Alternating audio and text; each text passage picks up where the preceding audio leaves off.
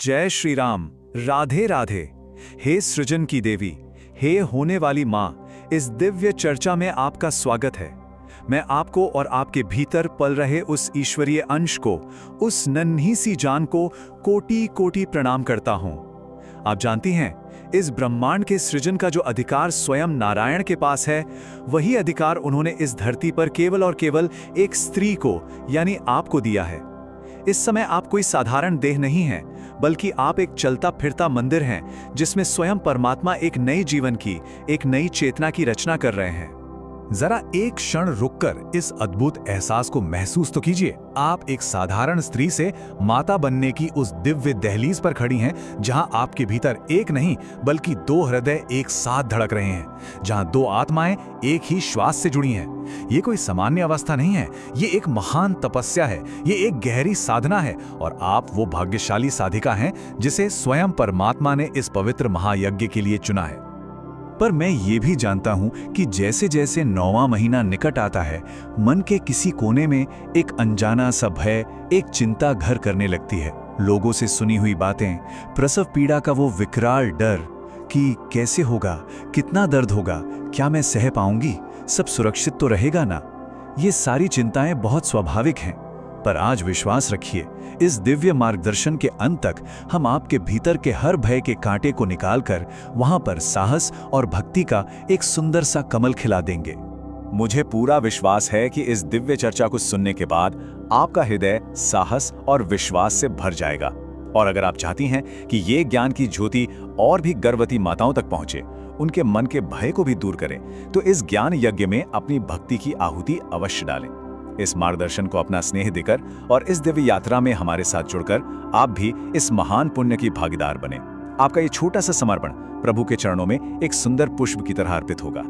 तो चलिए अपनी इस आध्यात्मिक यात्रा का शुभारंभ करते हैं, और सबसे पहले उस एक शब्द की धारणा को ही जड़ से बदल देते हैं जो आपको सबसे ज्यादा डराता है। वो शब्द है पीड़ा। समझिए, ये पीड़ा है ही नहीं, ये तो सृजन का एक पवित्र यज्ञ है। आप जरा विचार कीजिए, इस संसार में कोई भी दर्द, कोई भी पीड़ा, चाहे वो बीमारी से हो या चोट लगने से, वो हमेशा किसी विनाश, किसी नुकसान का संकेत होती है। लेकिन प्रसव पीड़ा, ये इस ब्रह्मांड का एकमात्र इकलौता ऐसा दर्द है जो किसी अंत का नहीं बल्कि एक नए आरंभ का, एक नए सृजन का प्रतीक है। ये विनाश नहीं, ये सृजन है। ये दर्द नहीं, ये आपके शिशु के आगमन की मंगल ध्वनि है, शंखनाद है। जब एक बीज को विशाल वृक्ष बनना होता है तो उसे भी तो धरती का सीना चीरकर बाहर आना पड़ता है। जब एक कली को फूल बनना होता है तो उसे अपनी पंखुड़ियों का बंधन तोड़ना पड़ता है। ठीक उसी तरह ये पीड़ा कोई रोग नहीं, ये प्रकृति की वो दिव्य व्यवस्था है जिसके द्वारा आपका शरीर उस नन्हे देवदूत को इस संसार में लाने के लिए स्वयं को खोल रहा है। अब इस स्लाइड पर बहुत ध्यान से देखिए, ये आपके अनुभव का पूरा सार है। आपके पास दो रास्ते हैं, दो चुनाव है। पहला रास्ता है दर्द को तकलीफ मानने का। जिस क्षण आप उसे तकलीफ मानती हैं, आपका मस्तिष्क डर का संकेत भेजता है। डर से शरीर में तनाव पैदा होता है, आपकी मांसपेशियां कसकर सिकुड़ जाती हैं और गर्भ का द्वार खुलने के बजाय और भी ज्यादा बंद हो जाता है। इसका परिणाम क्या होता है? दर्द बढ़ता जाता है, प्रक्रिया लंबी और बहुत कठिन हो जाती है। अब दूसरा रास्ता देखिए, समर्पण का रास्ता। जिस क्षण आप दर्द की हर लहर को ईश्वरीय प्रक्रिया मानकर स्वीकार कर लेती हैं और मन में कहती हैं, हे प्रभु, ये तेरी ही शक्ति है जो मेरे माध्यम से काम कर रही है, मैं तुझे समर्पित हूं, उसी क्षण आपका शरीर तनाव मुक्त हो जाता है, मांसपेशियां शिथिल हो जाती हैं और डिलीवरी की प्रक्रिया अत्यंत सरल और सहज हो जाती है।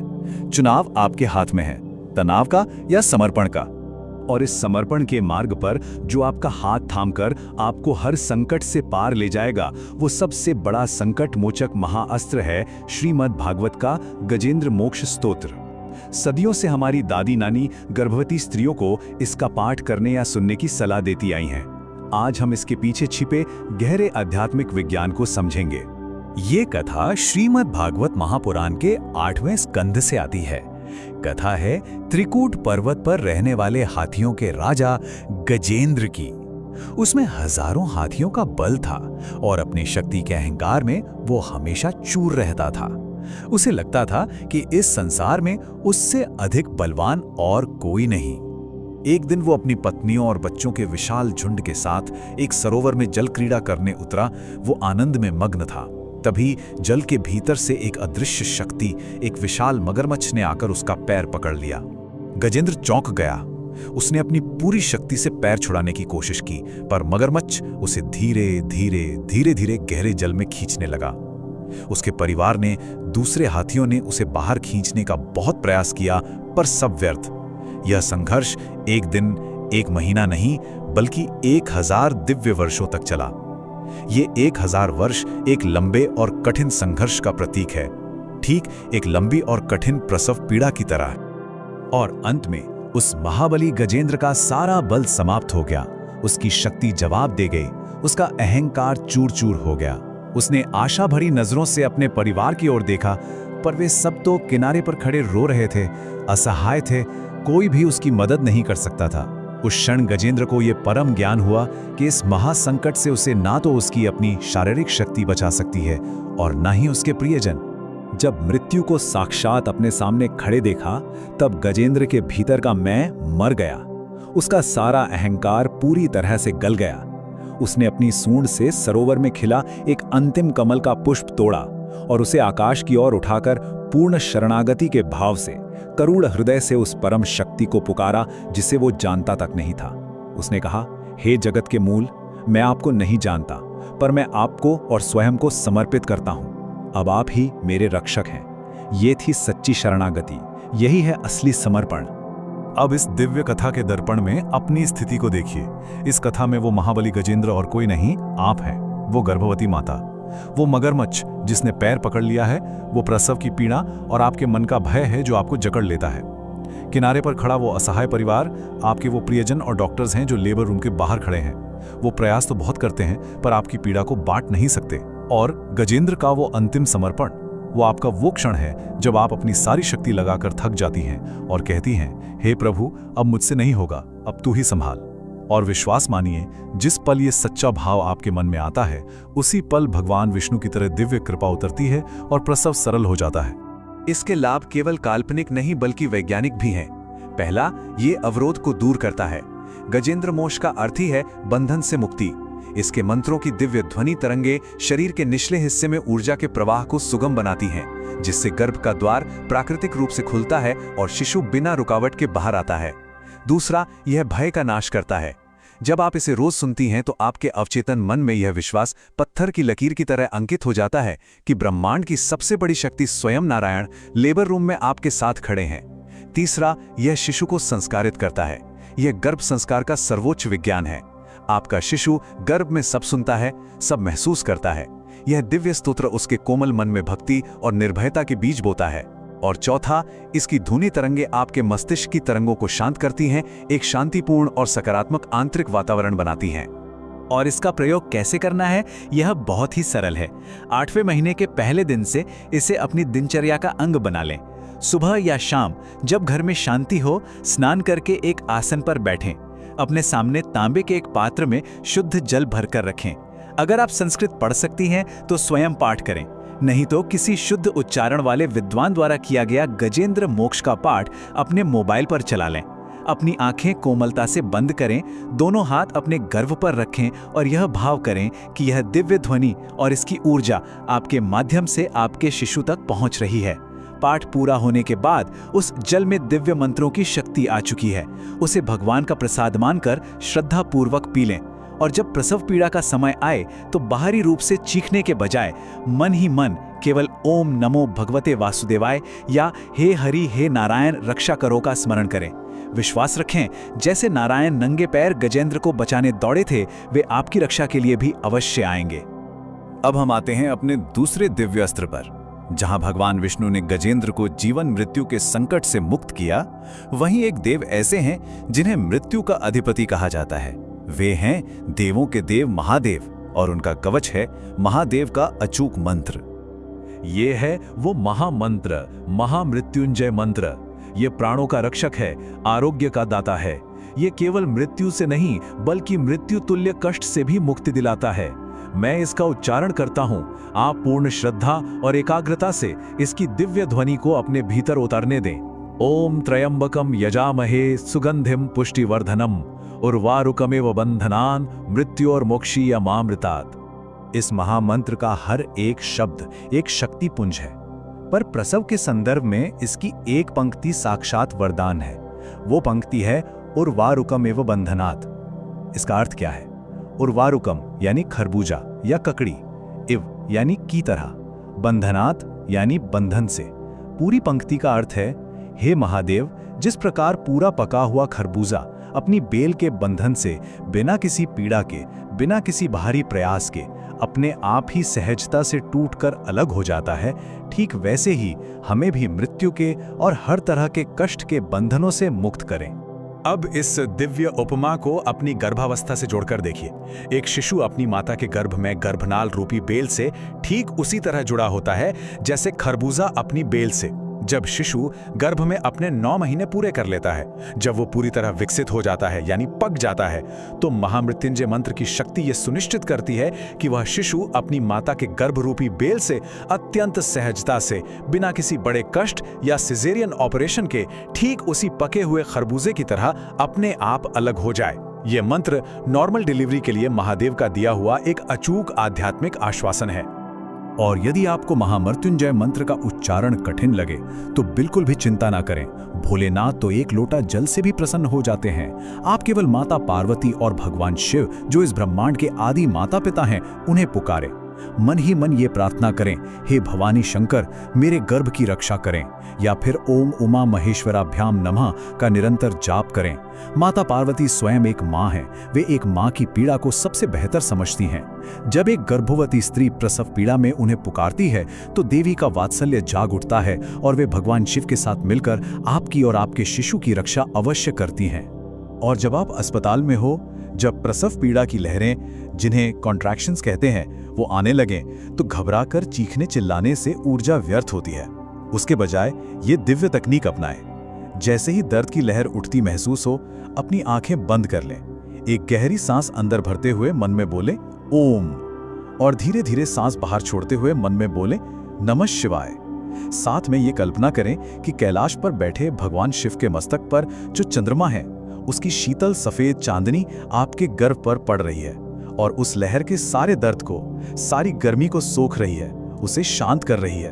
और बीच बीच में अपने शिशु से मन ही मन बात करें, जिसे गर्भ संवाद कहते हैं। मेरे प्यारे बच्चे, बाहर आ जाओ, हम दोनों पूरी तरह सुरक्षित हैं, स्वयं महादेव हमारे साथ हैं। ये प्रक्रिया, जिसे आज का विज्ञान हिप्नोबर्थिंग कहता है, हमारे ऋषियों ने हजारों साल पहले खोज ली थी। ये आपके मस्तिष्क से एंडोर्फिन नामक प्राकृतिक पेन किलर रिलीज करती है, जिससे दर्द का एहसास जादुई रूप से कम हो जाता है। ये दिव्य अस्त्र, ये दिव्य मंत्र तभी पूरी तरह से काम करेंगे जब आपका पात्र यानी आपका मन और शरीर इन्हें ग्रहण करने के लिए निर्मल और तैयार हों। तो आइए अब जानते हैं 9वें महीने की उस दिव्य दिनचर्या के बारे में, जो आपको इस महायज्ञ के लिए शारीरिक, मानसिक और आध्यात्मिक रूप से पूरी तरह तैयार करेगी। आपको केवल 4 संकल्प लेने हैं। पहला, डिजिटल डिटॉक्स। इंटरनेट में भूलकर भी डरावने डिलीवरी वीडियो या चीखती चिल्लाती महिलाओं के दृश्य ना देखें। वो आपके अवचेतन मन में भय का बीज बोते हैं। केवल सकारात्मक, सुंदर और सहज जन की कथाएं पढ़ें या सुनें। दूसरा, क्षमा साधना। अध्यात्म का यह गहरा सूत्र है कि यदि मन में किसी के प्रति क्रोध, घृणा या कोई पुरानी कड़वाहट की गांठ पड़ी हो, तो शरीर भी बच्चे को लेट गो करने में, छोड़ने में आनाकानी करता है। आज अभी उन सभी लोगों को मन से क्षमा कर दें जिन्होंने कभी आपका दिल दुखाया था। जब मन की गांठ खुलती है तो गर्भ की गांठ भी सहज ही खुल जाती है।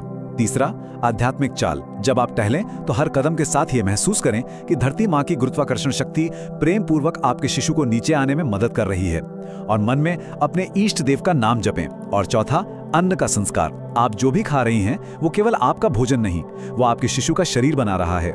इसलिए खाने से पहले एक क्षण के लिए हाथ जोड़कर भगवान को भोग लगाएं और प्रार्थना करें कि हे प्रभु, इस भोजन को मेरे और मेरे शिशु के लिए अमृत बना दें, औषधि बना दें। और अब मेरी प्यारी बहन, ये कुछ अंतिम शब्द किसी शास्त्र से नहीं, बल्कि सीधे मेरे हृदय से आपके हृदय के लिए हैं। इन्हें बहुत ध्यान से सुनिएगा। हे माँ, तुम साधारण नहीं, तुम स्वयं शक्ति हो। सुनो, अपने भीतर झांक कर देखो। जब कभी रात के अकेलेपन में मन में ये सवाल उठे, क्या मैं ये कर पाऊंगी, क्या मुझ में इतनी शक्ति है, तो अपनी अंतरात्मा की आवाज सुनना। तुम कोई अबला, कोई कमजोर स्त्री नहीं हो, तुम उस आदि शक्ति मां भगवती का अंश हो, जिसने इस पूरे ब्रह्मांड को, इन सूर्य चंद्र तारों को रचा है। तुम्हारे भीतर दुर्गा का शौर्य है, काली का तेज है और लक्ष्मी का सृजन है। उस परमपिता परमात्मा ने, उस प्रकृति ने तुम्हारे इस शरीर की रचना ही इस पवित्र कार्य के लिए की है। तुम्हारे शरीर का एक एक कण, एक एक कोशिका, एक एक सेल बहुत अच्छे से जानता है कि उसे क्या करना है। ये एक नैसर्गिक, एक प्राकृतिक प्रक्रिया है। अपने शरीर पर अविश्वास मत करो, अपने शरीर पर संदेह मत करो। ये तुम्हारा सबसे बड़ा मित्र है, ये तुम्हारा मंदिर है, इस पर पूर्ण विश्वास करो। और जब वो लहरें उठें, जब वो दर्द उठे, तो उसे अपना दुश्मन मत समझना, उससे लड़ना मत, मुस्कुराना और मन में सोचना कि दर्द की हर लहर एक नाव की तरह है जो तुम्हारे बच्चे को संसार के उस पार से तुम्हारी बाहों के इस पार ला रही है। ये दर्द तुम्हें अपने बच्चे से मिलाने वाली एक सीढ़ी है। हर एक सीढ़ी चढ़ते हुए तुम अपनी मंजिल के, अपनी संतान के और करीब पहुंच रही हो। अपनी आंखों को बंद करो और उस एक पल के बारे में सोचो, बस उस एक पल के बारे में, जब 9 महीने की तपस्या के बाद वो नन्ही सी जान इस दुनिया में अपनी पहली किलकारी भरेगी। जब डॉक्टर उसे उठाकर तुम्हारे सीने पर रखेंगे, जब तुम पहली बार उसकी धड़कन को अपनी धड़कन से महसूस करोगी, जब उसकी नन्ही नन्ही उंगलियां तुम्हारी उंगली को कसकर पकड़ लेंगी, वो एक स्पर्श, वो एक क्षण, वो एक दिव्य अनुभूति तुम्हारे जीवन के सारे दर्दों को, सारी पीड़ाओं को एक सेकंड में ऐसे धो देगी जैसे वो कभी थे ही नहीं। अब तुम ही बताओ, क्या उस एक स्वर्गीय पल के लिए दुनिया का कोई भी दर्द बड़ा हो सकता है? नहीं, बिल्कुल नहीं। और जब वो समय आए, जब आप घर से अस्पताल के लिए निकलें, तो भय को नहीं, चिंता को नहीं, बल्कि अपने साथ ये अंतिम संकल्प, ये अंतिम प्रार्थना लेकर जाएं। ये आपका सबसे बड़ा रक्षा कवच होगा। अपने घर के मंदिर में या मन ही मन ये प्रार्थना दोहराएं। हे परमपिता परमात्मा, हे श्री हरि, हे महादेव, मैं आपकी संतान स्वयं को और अपने गर्भस्थ शिशु को पूर्ण रूप से आपके श्री चरणों में समर्पित करती हूँ। मैं तो केवल निमित्त मात्र हूँ, आप ही सृजन करता हैं, आप ही रक्षक हैं। मेरी प्रसव की प्रक्रिया को सुगम, सुरक्षित और सामान्य बनाएं। मैं हर प्रकार के भय, चिंता और नकारात्मकता से मुक्त हूँ। मैं पूर्ण शांति और आनंद के साथ अपने शिशु का इस दुनिया में स्वागत करने के लिए तैयार हूँ। ओम शांति शांति शांति। हमेशा याद रखना, तुम अकेली नहीं हो। अदृश्य रूप से लाखों करोड़ों माताओं का आशीर्वाद तुम्हारे साथ है। स्वयं नारायण और महादेव तुम्हारे रक्षक बनकर उस कक्ष में मौजूद रहेंगे। डरो मत, तुम महान हो, तुम पवित्र हो और तुम मां बनने जा रही हो, इसलिए तुम अत्यंत शक्तिशाली हो। परमपिता परमात्मा से मेरी यही प्रार्थना है कि आपका प्रसव पूर्णतः सुरक्षित, सामान्य और आनंदमयी हो। आपका शिशु एक स्वस्थ, संस्कारी, दीर्घायु और तेजस्वी जीवन लेकर इस पृथ्वी पर अवतरित हो। ऐसे ही अन्य दिव्य मार्गदर्शन के लिए इस प्रस्तुति को अपना स्नेह दें, हमारे साथ इस यात्रा में जुड़ें और अपनी श्रद्धा प्रकट करते